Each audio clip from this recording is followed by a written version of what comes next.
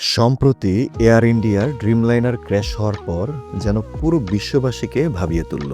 আমাদের জীবন কতটা আনপ্রেডিক্টেবল সেটা হয়তো এই ব্যস্ত জীবনে কিছু কিছু মানুষের মনে ভাবনার সঞ্চার ঘটিয়েছে। এটা শুধু একটা ক্র্যাশ না, এটা যতগুলো সিট ছিল ওই এয়ারলাইন্সে ততগুলো ফ্যামিলির আর্তনাদ।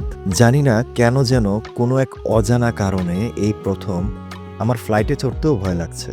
রাগ, দুঃখ যাই আছে সবকিছু মুছে দিয়ে নতুন করে জীবনকে নিয়ে চলুন। হানাহানি, ভেদাভেদ সবকিছু ভুলে যান। বলা তো যায় না কখন যে আমাদেরও ডাক চলে আসবে যে কোনো সময়। আজকে আমি, কালকে আপনি, এভাবে কালের ক্রমান্বয়ে পৃথিবী থেকে বিদায় নিচ্ছে সবাই। কেউ কাউকে মনে রাখবে না। যেতে যেহেতু হবেই, সেহেতু যতটুকুই পারবেন নিজের জীবনটাকে উপভোগ করার চেষ্টা করুন। পরিবারের সবাইকে সময় দিন। বেঁচে থাকলে হয়তো কোনো এক সময় অনেক টাকার মালিক হয়ে যাবেন, কিন্তু সময় চলে গেলে সেটা কিন্তু আর ফেরত পাবেন না।